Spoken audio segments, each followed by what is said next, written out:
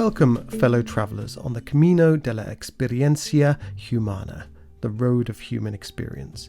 I'm Chris Brock, and this is Conversations on Living, a podcast all about how to play the game of life, how to find our place in the universe, and perhaps, along the way, discover some peace, happiness, and contentment.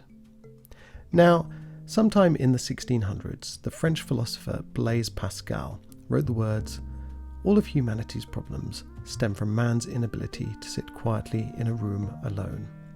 Indeed, you could argue that if we could collectively and objectively face the impact of our runaway egos, that is, things like greed, division, inequality, war, climate change, destruction and exploitation of the natural world, and so on, we might have avoided many of the global crises we now face.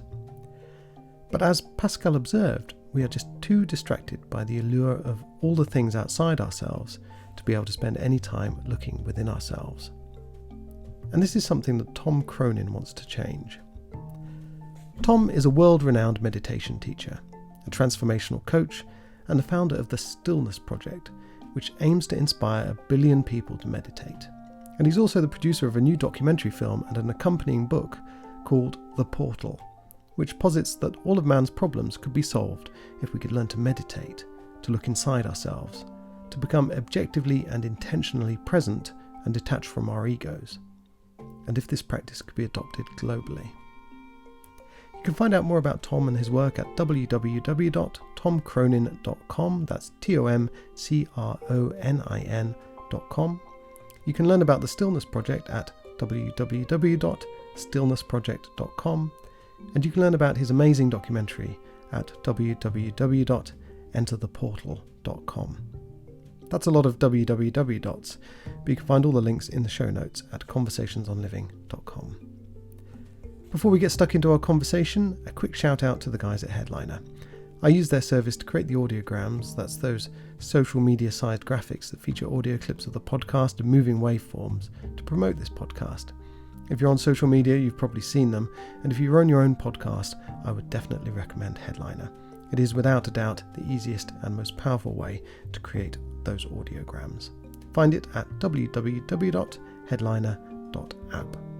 Talking of social media, you can find the podcast on Instagram. It's at Conversations on Living, and there's a Facebook group where you're more than welcome to come along and share your thoughts about what you've heard today. Just search for Conversations on Living and join the conversation.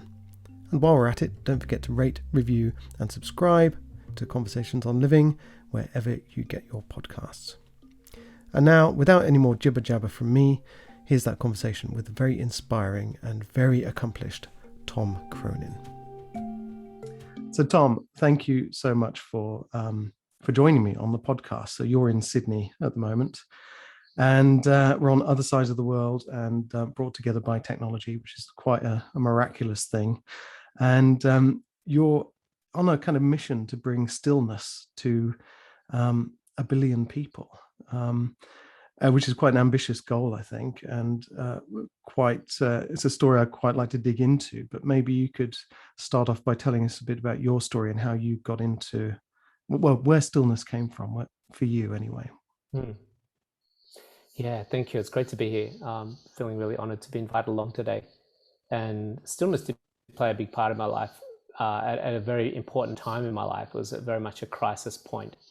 And, before that, I had very, very little stillness in my life. I was on a trading room floor in finance. So if anyone has seen Wolf of Wall Street or read the book, they'll have a very clear vision of what my life was like. It was very, very similar to what Jordan Belfort's world was like back then. It was 1987. He started his career. It's the same year I started my career. I was 19 years old. Took a year off backpacking around the world, was about to go to university, and had a few months to fill in after blowing most of my money backpacking, and just applied for a bunch of jobs in the paper. And before long, I was in the middle of a trading room floor at 19 years old and given a 6-figure salary, a corporate Amex card, and a fancy sports car, and told to go out and win clients' business. So it was like my eyes had just sort of opened up to this incredibly exciting world that I didn't know existed. I was supposed to do journalism at university and had 3 months to fill in to make some bucks.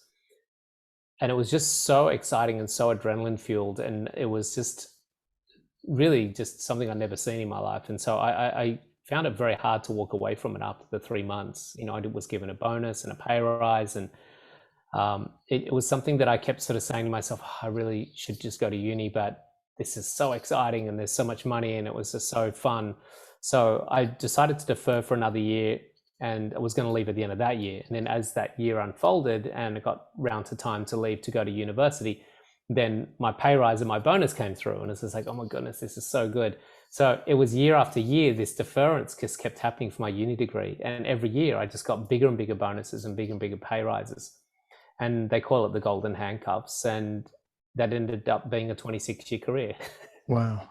Now, just to give some context to the story, for the first 10 years of that career, from the ages of 19 to 29, was reckless abandon to the nth degree. You know, you're young, you've got tons of money, there's a cultural disposition to extreme decadence and adventure. And yeah, you know, before long you're doing all sorts of crazy things, and I'm not going to go into too much detail, but you know, you really are burning the candle at both ends. In the daytime, it's on all day long, just adrenaline fueled trading on a massive trading room floor. And at nighttime, it's just, because my job by day was to clear business and do the transactions, and nighttime was to actually win the business, which is going out to restaurants, wine bars, nightclubs to entertain the traders, to develop a nice, strong relationship with them so that they would want to do business with you. And so that relationship building was basically in the late 80s and early 90s. It was unchecked. You could do anything you want almost. And so we would spend lots of money entertaining these guys. And so what happened over time was that I started to get these symptoms showing up. These sort of red flags were showing up in my body, which of course I had not the consciousness to identify them, but it was just years back, I can look back and go, oh, okay, that's what was happening. But at the time, it was chronic insomnia, addictions, depression, agrophobia, not so much agrophobia at that point, but anxiety, panic attacks. I didn't even know what the panic attacks were. I didn't know I was depressed. All I knew that I would just get these waves of incapacitation where I would be curled up in a ball in the toilet cubicle, at home on bed, before work in the bathroom, where I just literally couldn't breathe. I couldn't see. I'd get tingling arms and hands, and my body would just limply feel like it was just collapsing, and I wanted to just run into a closet and hide. But that would pass, and I just got back to work, and I kept doing the same thing. But it really culminated in late 90s, in 1996, actually, when I was 29, into pretty much a full-blown nervous breakdown. And so at that point, what happened was I had to take time off work. I was seeing psychiatrists, put on medication, seeing doctors. I was having to register into the local hospital for suicide sort of monitoring. It was a pretty dark time. And interestingly, at that time, I developed agrophobia. So I was sitting at home a lot because there was just nowhere else to go. Agrophobia is the inability to leave the house. Just going outside the house was too overwhelming. You get this huge fear of the uncertainty of what's out the front door. And it goes back to our tribal makeup, where in the cave was safe, outside the cave was dangerous. So that's where agrophobia stems from. And at that time, it's 1996. So there was no TV, like no Netflix, there was no internet, there was no apps. So you just watched a lot of free-to-air TV. And there was this story about a property developer and a documentary I was watching. So I was really fascinated by this person. And part of that story was about how he used meditation to help him with his success. And he was in a suit, in a chair, meditating. And they showed, like, literally just 20 seconds, this image of him, how he meditated, and he was doing the voiceover. But he was wearing, I clearly remember, it was just 26 years ago, he had a pinstripe suit, a blue pinstripe suit, sitting in a chair. And I wore pinstripe suits, and I sat in chairs, and I was like, my goodness, like, this is something that I need. I could do that. And so it was like this epiphany and this light bulb moment of what I needed to do in my life. And so that was the starting point into meditation. Fantastic. And I mean, were you put off by the kind of You talk about the pinstripe suit, but there's this whole kind of idea. I mean, it's becoming less prevalent now, but the idea of meditation being something for kind of new age folk who are into joss sticks and chanting and hanging out in communes and that kind of thing. Were you at all put off by it, or had you not even considered it at this point? Yeah, it's a funny thing because I didn't know anyone in my life at the time that meditated. I grew up on a farm, and then next thing I'm a broker. So I'd never come across meditation. I had no exposure to it. But interestingly, as a kid, I had a very strong faith and a strong connection to Catholicism and the church. And, I was an altar boy. And so, there was a lot of ceremony and ritual. And the tradition, the meditation that I learned did have some of that in it. And to me, it was kind of like everything that I'd been missing in my life, I was finding here in this spirituality and in the tradition and the practice and the insight. So for me, that was really like magnetic. It was very charming. So I didn't feel, it was very incongruent with my job because I went back to work and I worked there for 16 more years meditating on a daily basis. So there was this kind of like two worlds that I was living, almost like, it's a weird analogy, but like Clark Kent in his tweed jacket, next thing he's in Lycra. So it was kind of like this weird world of doing retreats and meditating and then going onto a trading with floor in a pinstripe suit and not discussing it or sharing that with anyone. I mean, were you still doing the partying and the sort of hardcore whining and dining at the time and all that kind of stuff? Yeah, interestingly, everything didn't have to, but it did change because what drove me into those activities was the search for fulfillment. Like everyone on that planet right now is motivated in all their actions for one thing, and that's to be elevated and fulfilled. Whether it's running a podcast, raising children, and getting food from the grocery store, working at a tin cannery, going to Tibet to meditate, it's all to get fulfillment. And so the same thing's motivating every action. But what started to happen was I was coming from a very low place. So therefore I was very motivated to go into action to find something that would elevate me out of that low place.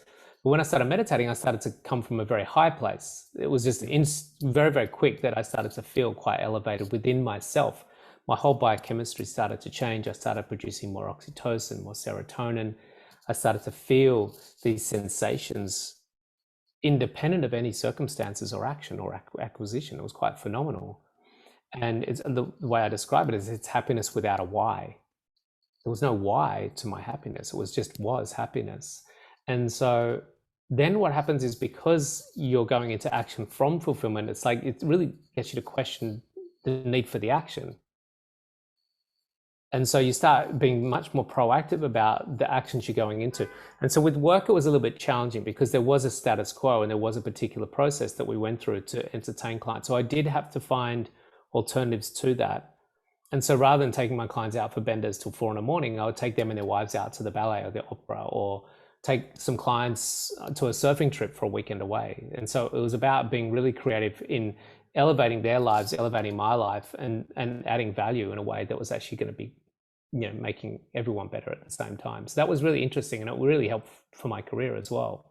That's really fascinating because I think you mentioned it there. We're always looking for this why. I'll be happy when this thing happens. Or I'll be happy when I make this much money.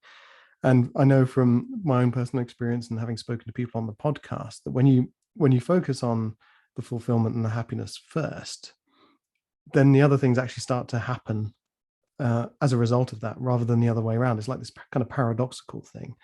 And so, you found it was beneficial for your career to actually start to engage with people in a different way that comes from this place of fulfillment and happiness, rather than try to force it with nights out and alcohol and the rest of it. So what caused then the jump from the trading room floor to adopting a more kind of formal professional practice of taking people to stillness and meditation? Is exactly what I was just talking about there, which is this: it's everything that changes when you have inner fulfillment, because the foundation for your action will affect what the action is. Okay, so if you're coming from a foundation of lack, you go into action to fulfill that lack, to fill that hole. So you need to have an acquisition or an experience to try and fill that hole so that you don't have the hole and you start to feel elevated. But if there's no hole, then what motivates you into action? And this is actually a beautiful passage in the Bhagavad Gita where Arjuna is talking to Krishna, and he says, but if I'm fulfilled, and action is to get fulfilled, why would I do any action? It's like, well, that's when you go into action to support and elevate the others, because you actually start to experience others as yourself. And so we find this interesting phenomenon for people along this journey, which is why I do a lot of coaching with people in the conscious leadership space, is that we see people go through this process of seeker, and that's that they're seeking, and the whole planet ultimately is seeking for fulfillment. And it's like if you're in a dark room, you're clambering around looking for the light switch. You're looking. That's the first thing you do when you walk into a dark room, is look for light, look for something to bring illumination to that experience. And we have a world living in, I'm generalizing, so it's not speaking to everyone. There's some very fulfilled people, no doubt, listening right now. But generalizing that we're coming generally from a space of lack, because we're coded and conditioned to be in a space of lack, because our capitalistic society works better when we have lack. And therefore we will consume more, because when we consume, we get happiness. So we're in this coded indoctrination of outcome-oriented fulfillment, that if I accumulate something, if I acquire something, if I have an experience, then I'll be fulfilled. So therefore I should keep consuming, because then I'm going to be happier.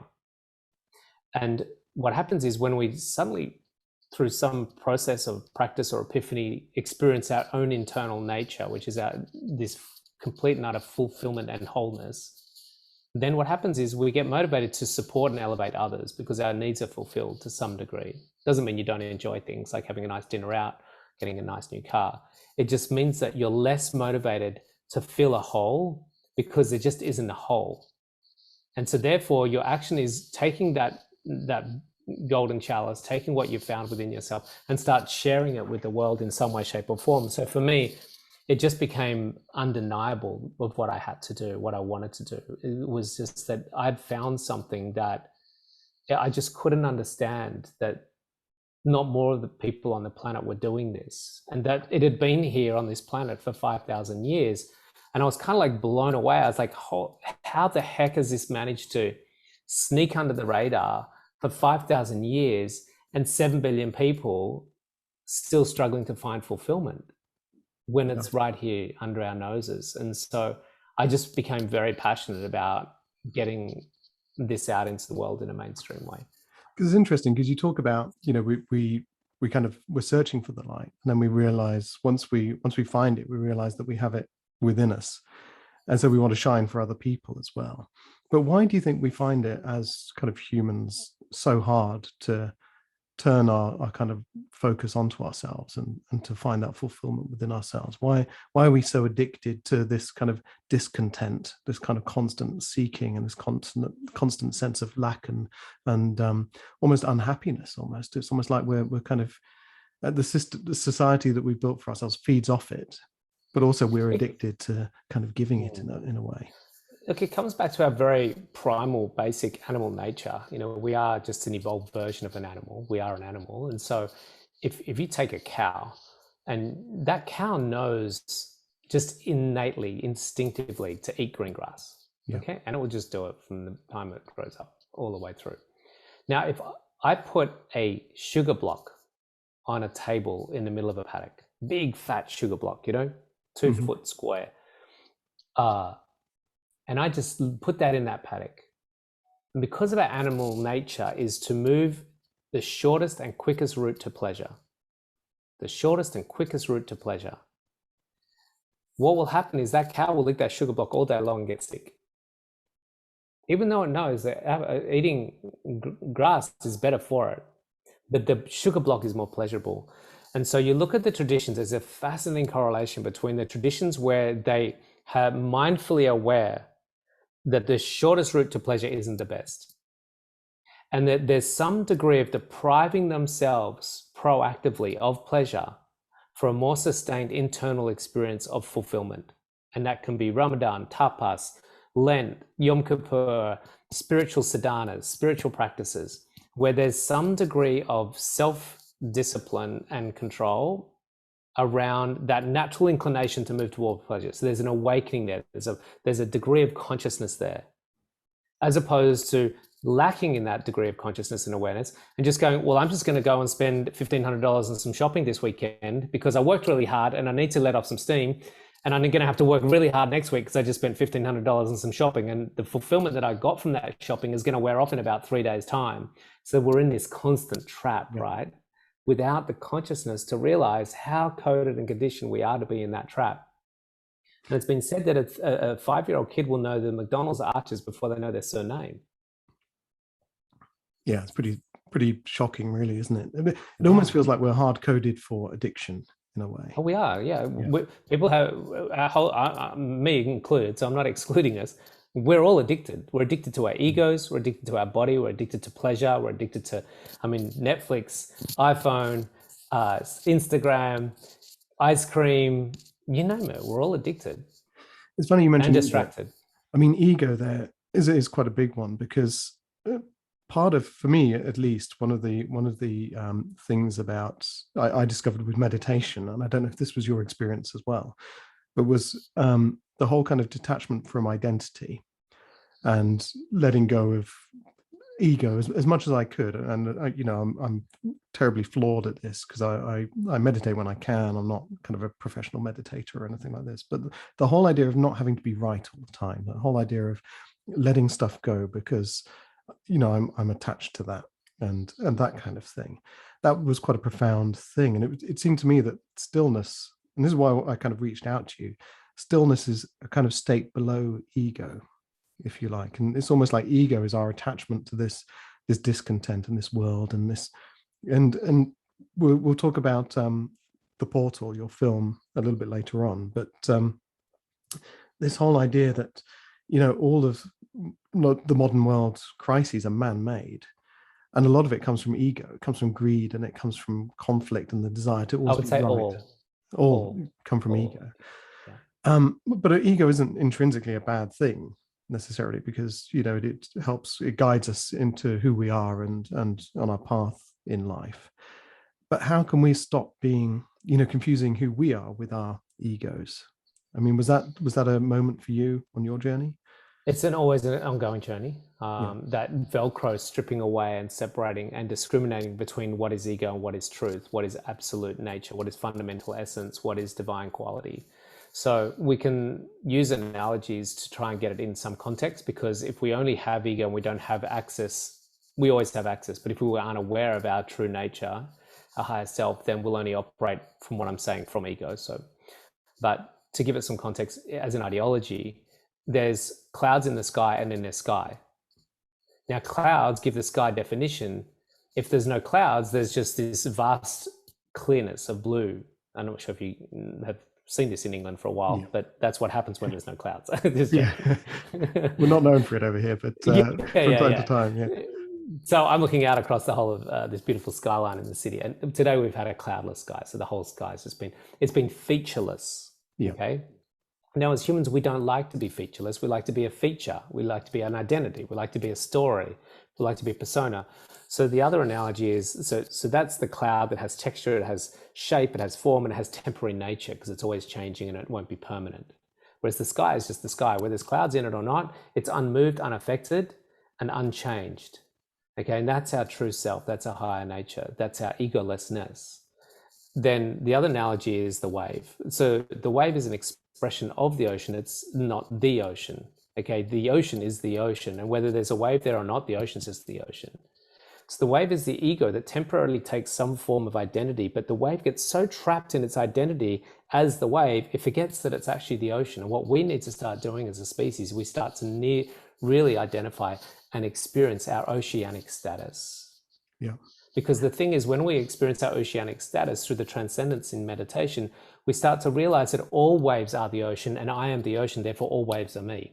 And everything changes in your relationship with the world, not just other humans, but trees, plants, and bees, that you are them, you are that. And therefore, you've got a responsibility as an extension of you to support and elevate that whole.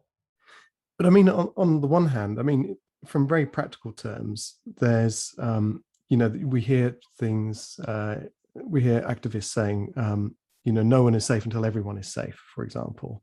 It's a good phrase for the peace movement. And it's that kind of thing, understanding that we're all part of a broader connected whole. and that we have a responsibility to live a kind of virtuous and righteous life, if you like, because of our brothers and sisters around the world and for the state of the planet. But we're kind of hobbled a little bit by nationalism, by international trade, borders, all of these kind of things that kind of create these mental barriers between us and our brothers. We're divided. You know, we're We're only divided hobbled by one thing, and that's our ego. We're hobbled by the idea that my needs need to be met. Yeah. And that can be an individual, singularized personal needs, or it can be a country's individualized collective ego, or it can be a sports team's individual collective ego. When I say individual, I'm saying individual against other teams, but the collective of 12 players, their own ego and their pursuits to win. So what happens is that overriding need for the ego to be the victor, to have its needs met, to have desires fulfilled, will override any innate capacities or tendencies to consider the whole. Yeah. So until we start reducing the influence and the dominance of our own individual egos, we won't get a different planet, and that's what will most likely lead to self-extinction. I mean, that's a hard sell. I mean, you've got, looking at your own life, you've got a kind of you on the trading room floor, and that's almost like a metaphor for the world as it is today. You know, it's all about sell, have fun, consume. But then there's the kind of current you, which is more about kind of, there's no sense of like, there's no hole to fill. It's all about radiating light and guiding one another and being the best you can be for the planet and each other. But how are you going to do it? I mean, you have the Stillness Project, which is about bringing kind of meditation and stillness to 1 billion people. Is it realistic? It's already happening. You know, let's just break things down on a macro level. Okay, so enlightenment, egolessness, meditation, daily practices was the domain for up to 10,000 years of a very, very minute, select handful of people that were so incongruent with the collective, with the mainstream population, that they could not interact, they could not integrate in any way, shape, or form. So what they did was they removed those practices and those teachings and those ideologies and those energetic states that they were in, those states of consciousness, and they removed themselves so far from the collective masses to the mountaintops of Tibet, India, Pakistan, Spain, Italy, and you'll find any monastery or ashram to be incredibly remote and far away from the collective, right? And that's the way it was for thousands of years, and literally until just 25 years ago.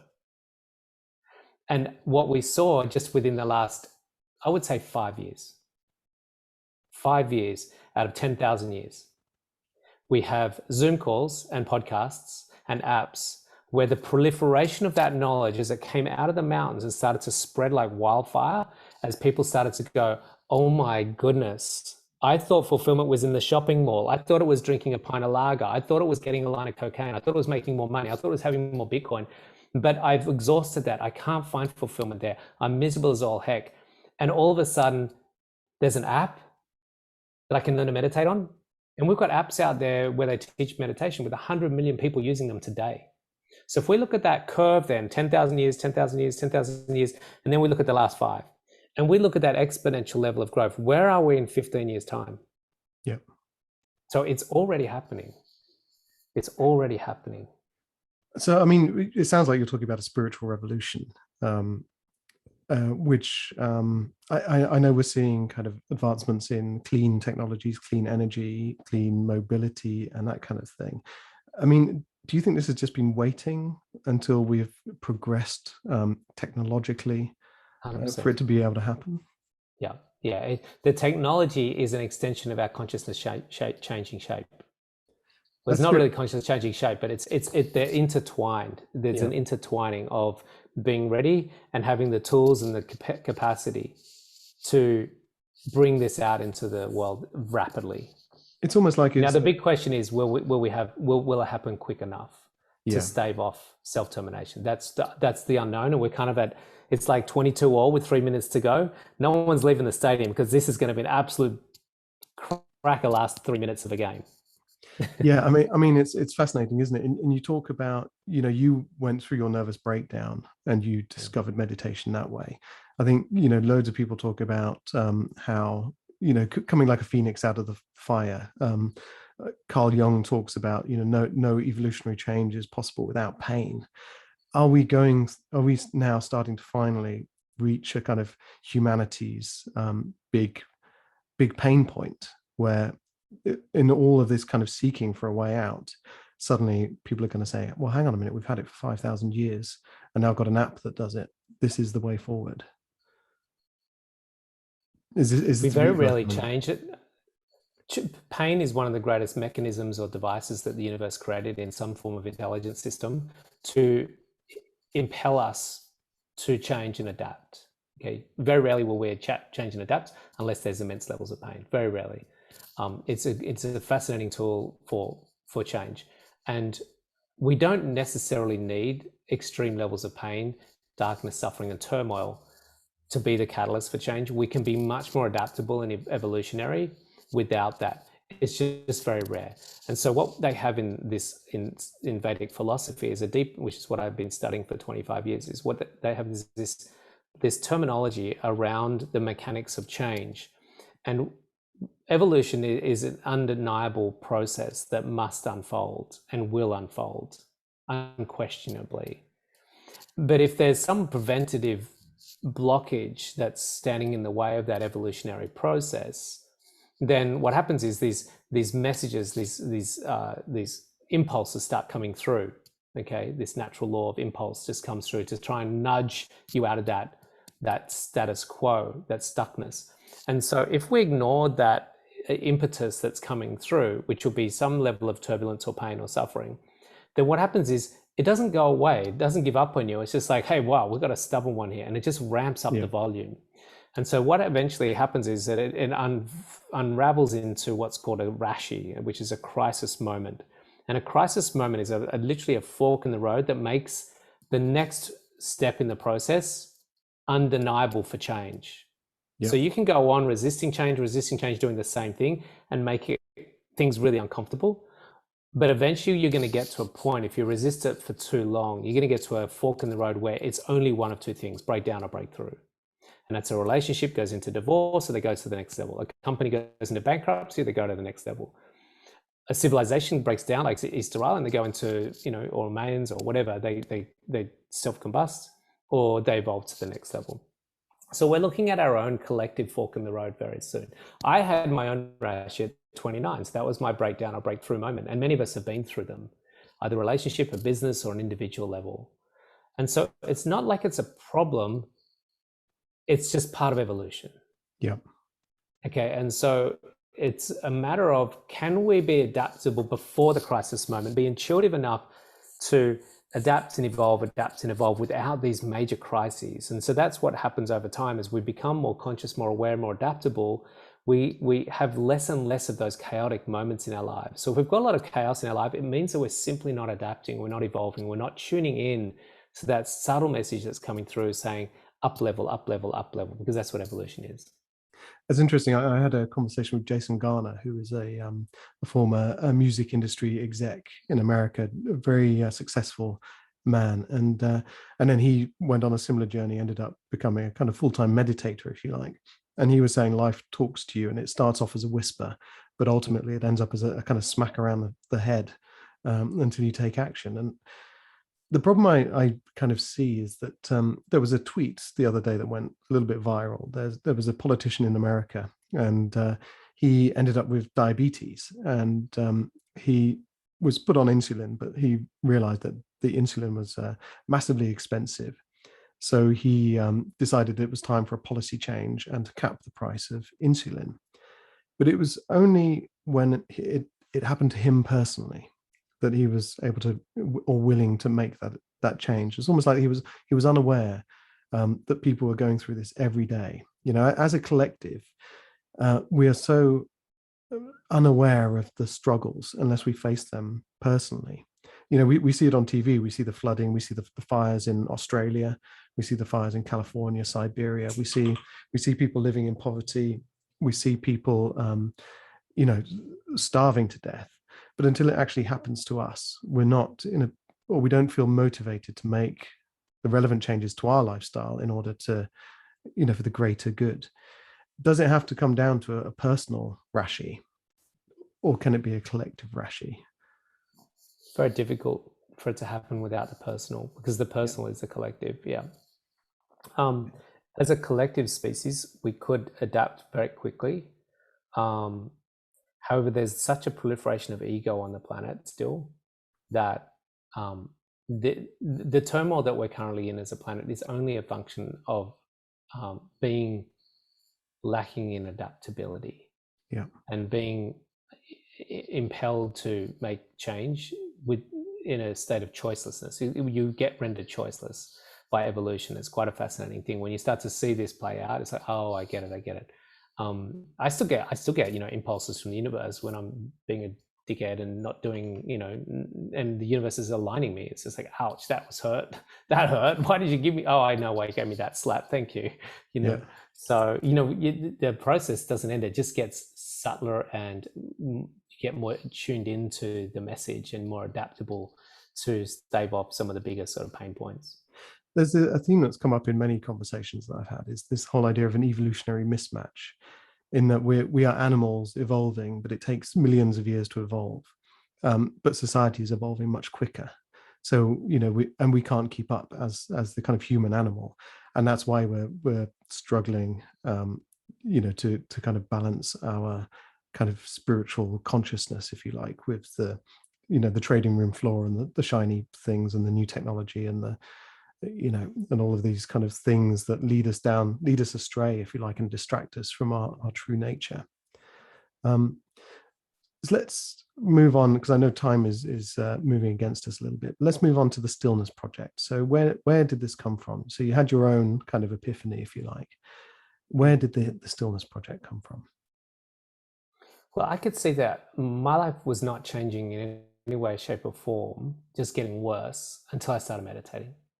And when I started meditating, because we've got to really understand what happens when we go into these deeper states of meditation. A lot of the apps out there just aren't getting the people into that deeper state of transcendence. We call it Turiya in Sanskrit, the fourth state, where you've gone beyond the thinking mind, beyond your physical body, beyond your emotional body, beyond your identity. It really is a complete and utter surrendering into the unbounded field of awareness. And as I started to dive more and more into that space, I started to be much more proactive about creating a better life and becoming a better person. And I could see that it was integral in my choices I made, the way I lived my life, and the people that I was affecting. And therefore, I could see time and time as I referred other people to this practice, that the same thing was happening in them. And I started to see this on a macro level, that if we really wanted to bring about change in the world, we've got to shift states of mind. We've got to have less ego. We've got to expand consciousness. Nothing's going to change. If we're trying to fix the world and solve the problems and have solutions to the problems with the same state of mind that's creating the problems, it's just madness, as Einstein says. So we've really got to get into the minds of the people if we wanted to change the planet, because the people are the ones creating the problems on the planet. And so the Stillness Project was born out of this idea that the best thing I could do to bring about change in the world was actually just to get people meditating. That's all it comes down to.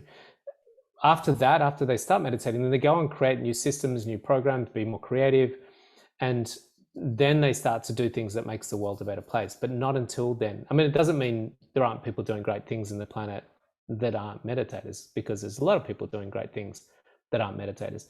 But I just found, on the whole, when people meditated regularly, they just simply became better people and created better systems and better things in the world. Do you think that it has to be a kind of formalized meditation? Do you think, because I've spoken to some close friends of mine, and they kind of go, meditation, don't be daft, but they'll go and run 10 miles and get into kind of deep states of kind of conscious awareness. They're just kind of connected to their breathing and the rhythm of their body, and they kind of transcend thought a little bit.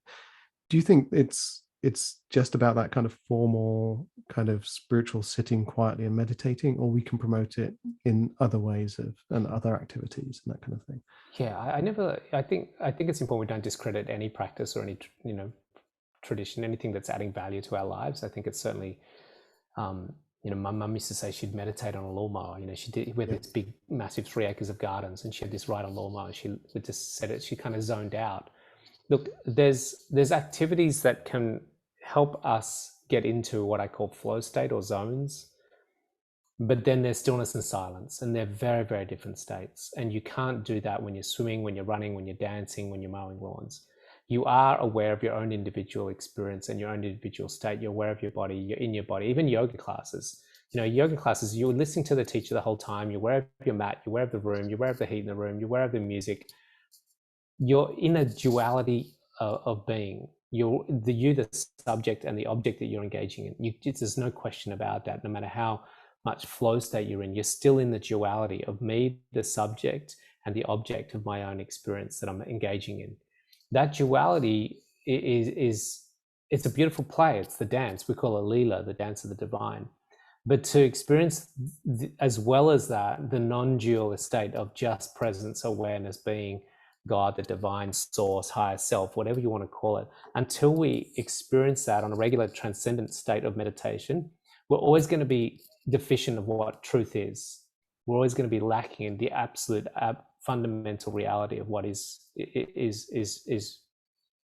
absolute reality.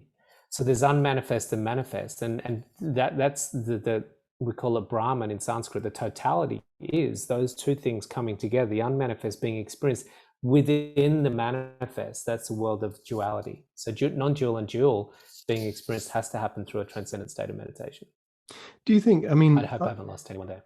I've only had, I sort of meditate regularly. I went through a period of meditating every day. And I've only had profound experiences once or twice, possibly because I don't spend enough time doing it, that kind of thing. But I know there is something quite significant when you can get into those deep and silent states.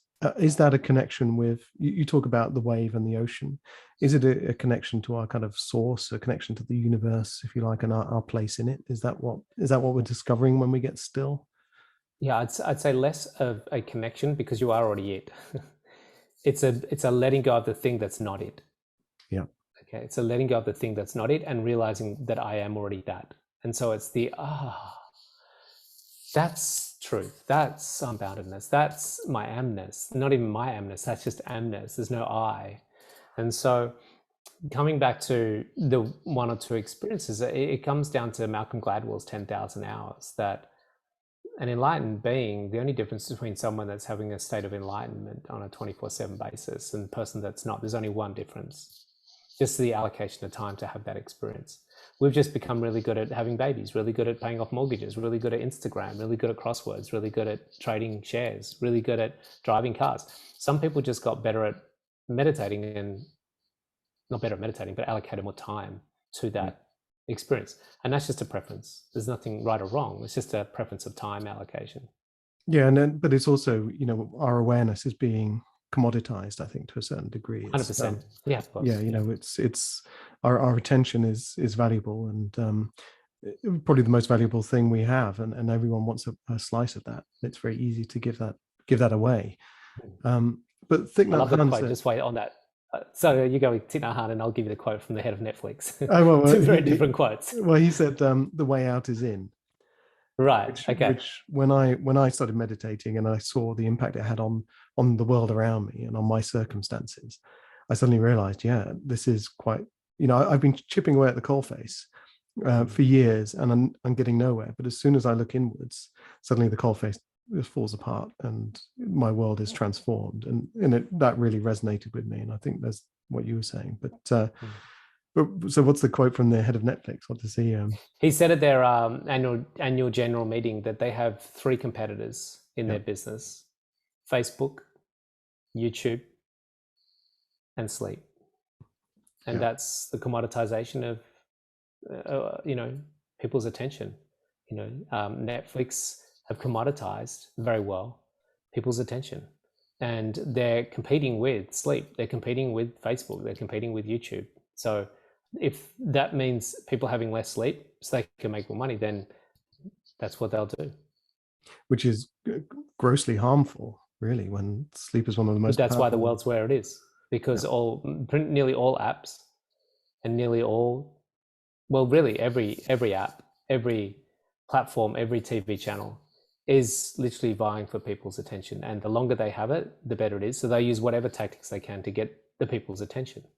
What's fascinating is that these apps and these platforms are kind of platforms for change, because they are delivering the message of meditation, if you like. You know, I've got This is my, the irony, the polarity in them. Yeah. yeah, Polarity. absolutely. And it's just, it's like there's a wrestling match going on between those who want to grab our attention for their own, you know, profit margins, and those who want us to harness the power of our attention for ourselves, so that we can use it to better ourselves and better our circumstances and better our lives. Yeah. You know, We all face that dilemma. I mean, my film's vying for people's attention. I want people to watch my film. You know, I want the world to watch my film. So my question is always, how do I get in front of people? And yeah, that's always a conundrum for me, you know. absolutely. I mean that's the thing. Anyone with a message, how do we share That's this right. message? Yeah. You know, Yeah. and maybe we're focusing on that lack again. Maybe, you know, we need to kind of just live the message rather than try and feel like we're kind of lacking in some way when it's not reaching enough people. But Yeah.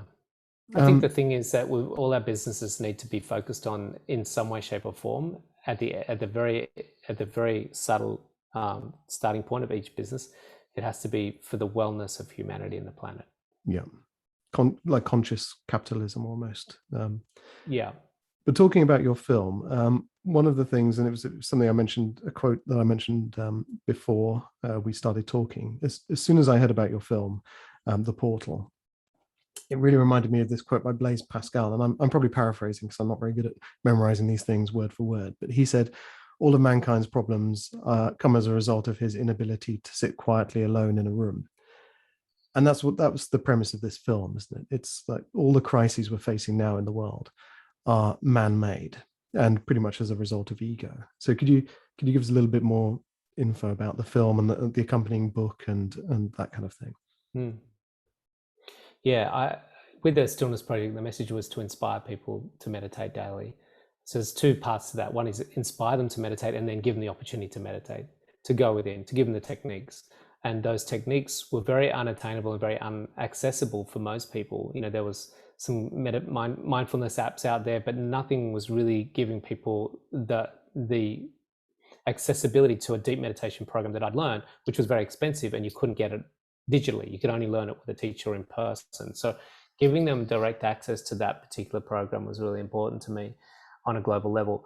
And so we felt that a film and a book was the great inspiration to start doing that. And that was the sort of a sort of conscious media to inspire people into action, that action being meditation. So that was the starting point of the film and the book. And then we had to find stories that had crisis. So we looked at individual crisis and collective crisis. We look at the individual. We have 6 stories that have gone through their own personal crisis and evolved through that crisis, be liberated from that crisis, and live in a world where they don't have the same level of crises. And meditation played an integral role in that for them. And then we look at the global dilemma that we're facing on so many different levels. We're looking at least 4 to 5 different crises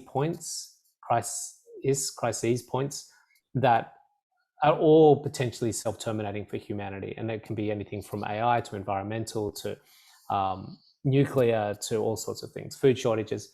There's a number of different touch points that could really say one or all of them could lead to an extinction of a species. And we're so blinkered by our own personal pursuits that we just can't see that, which is why it's self-terminating.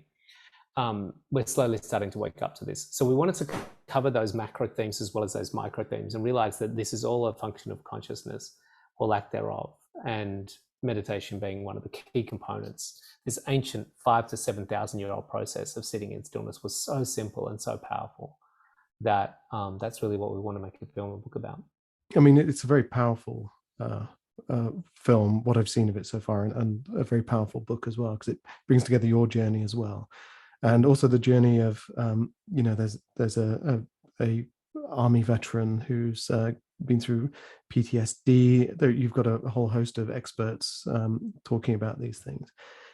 Is there a danger that we can turn to meditation and we start meditating daily and we have these profound experiences, and when everything kind of bursts into flames, we kind of say, well, I was meditating, I've done my bit, what more do you want? If we're meditating more, we're shopping less. That's going to be Yeah. good for the planet. Yeah. Look, for sure. It's not like, oh, Tom's got the solution, this is what we should do. I have no idea. Yeah. I just think that my life just got better, and I think I started consuming less, and I didn't become perfect. I still have many, many things that I've got to work on myself and try and be still a better person. I think we don't become perfect. We just keep hopefully getting better and learning and adapting.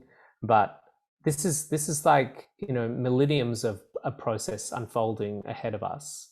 And the big question is, do we want to be here for those millenniums, for our children and grandchildren? There has to be a new status quo, a new way of doing things, definitively. Definitively, the next 100 years are looking very, very sketchy if we don't make some serious changes right now. And I think having less time consuming and maybe a bit more meditating is not a bad thing right now. Yeah, I agree that there's an old phrase that a catchphrase that was about, I don't know, in the 1980s or whatever, and it's bombs are dropping while you're shopping, and it's this whole consumerist thing. It's keeping us distracted from just how divine and spiritual we are, and our capacity to do good and wonderful and amazing things. There are people out there who are changing the world, literally finding cures for terrible diseases and advancing us into into space and doing fantastic things. But there are also a lot of people out there keeping us divided and seeking our attention and wanting our money and our eyeballs, if you like. And it's kind of saying, well, which side do we want to be on in this battle? Is it about being on the side for kind of a good and healthy future, or is it about instant gratification? I suppose it's like the McDonald's arches you were talking about at the beginning. It's like, do we want a quick hit of a burger, or do we want to kind of have a healthy future for all of the planet and humanity? It's a very difficult argument, really, but the way forward seems pretty obvious. So it can be overwhelming for a lot of people. I remember walking out of Inconvenient Truth and felt just a hopelessness. I felt a real sense of hopelessness, that me changing my light bulbs to be, more environmentally friendly and putting out my garbage into plastic recycling bins was just like scratching at the surface. I just felt like I was not really making that much difference. And I felt a sense of hopelessness about that. Not that there was anything wrong with the film, but it did inspire me in some way. But I think for a lot of people, there's this weight of the world and this it's too much, right? And so what's the point? And I think it comes down to something really simple. If you're ever feeling that way, anyone listening, if you feel a sense of hopelessness, I like it to really dumb it down into, not even dumb it down, to simplify it to such a level is, can I leave the world in a better place, or will I leave the world in a worse place? Yeah. And, if it's meaning helping a lady across the road, or, going to a dog refuge and saving the dog or something, I don't know, it's just so many different ways that it can be solved. For me, when I had this such limited capacity to make a difference in the world, but I wanted to make some difference in the world, what I would do was you can buy tube stock, right? Trees in tube stock, which is like $1. It's about this big, little seedlings. And I bought, I'd go and buy like 20, 30 gum trees that as seedlings, it cost me $30. And I would grow them in these pots till they were like 3 foot tall. And then I'd go around the streets of Sydney. Don't tell anyone this, all right? Because it was probably not kosher and the right thing to do. But I would go around and I would start planting these trees in places.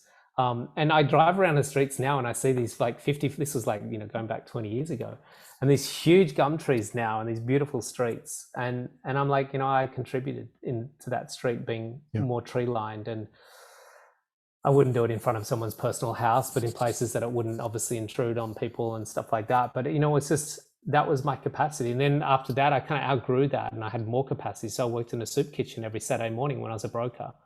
That was the best contribution I could make at that point. I had a bit of overflow, a tiny little bit of overflow out of my cup that I was able to share. My cup was no longer empty, it was overflowing, but there wasn't much overflow. So at that point, it was, I'm going to work in a soup kitchen and just pour coffee and tea.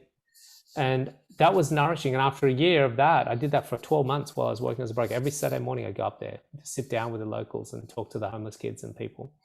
And after that, it was the next thing. It was just, I had a bit more overflow. And so I started to find ways to give more in that way. And these days, obviously I have a greater overflow and I've got greater capacity to give more. So I get invited to speak at world conferences, and I'm working with Amazon, teaching their staff to meditate, and I have coaching clients around the world. So your overflow, what you give, will just be determined by your capacity at that point in time. And there's no right or wrong or better or worse. So it's almost like saying, what good have I done today? Even if it's something like you say, helping an old lady across the road, or planting one tree, or even the smallest things. When everyone does it, it kind of spirals outwards and ripples outwards in a way. And I just want to just finish on that, is because I don't want people to feel like they have to go out and do something physical. It could be simply, what state are you in? Yeah. Your vibration, your energetic state is the greatest contributions to the world. If we have 7 billion people tomorrow enjoy, most of the world's problems will be gone. Yeah. And I think that comes back to awareness as well, and being aware of how is social media, for example, making us feel. What's that doing to our state? What are our what is that drink that I had last night doing to my state? What is all this junk food doing to my state?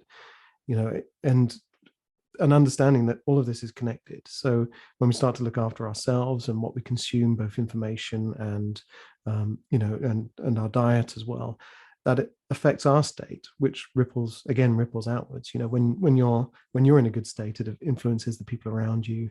And like you say, it's like once you find your light, you want to shine it for everyone else. So in terms of the Stillness Project and the portal, where can people find out about, where can people watch the portal? Where can people find out about the Stillness Project? They can go for the portal, enter the portal, ENTER, entertheportal.com. That's the best place they can watch the film, buy the book, gift the film, become a partner. We have a partner model where people can register as partners, and we'll share the revenue with them. They can get our meditation programs there. To find everything else, like my retreats, my coaching, Stillness Project, 2 places is either Tom Cronin Tom Cronin Instagram, or tomcronin.com on my website. Fantastic. And I'll put all of these links in everywhere, in all the show notes and everything like that as well.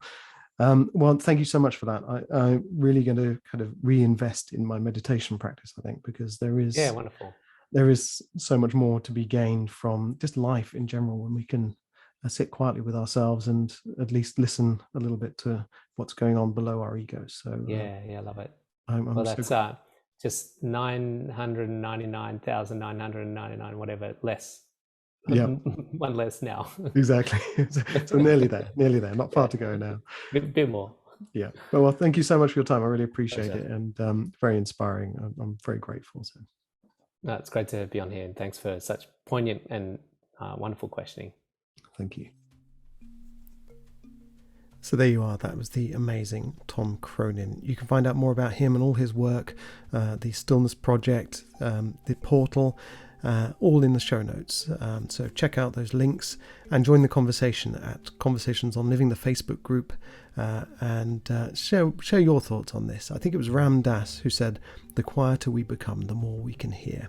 And if there's anything this world needs, it's certainly a lot more listening to each other and to ourselves and to the planet, which is crying out at the moment for help and support. So there you go, plenty to think about and plenty that we can do in our own lives to start to make a difference.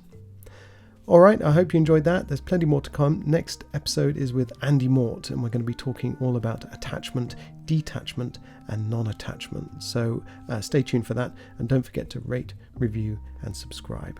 And in the meantime, have a wonderful day.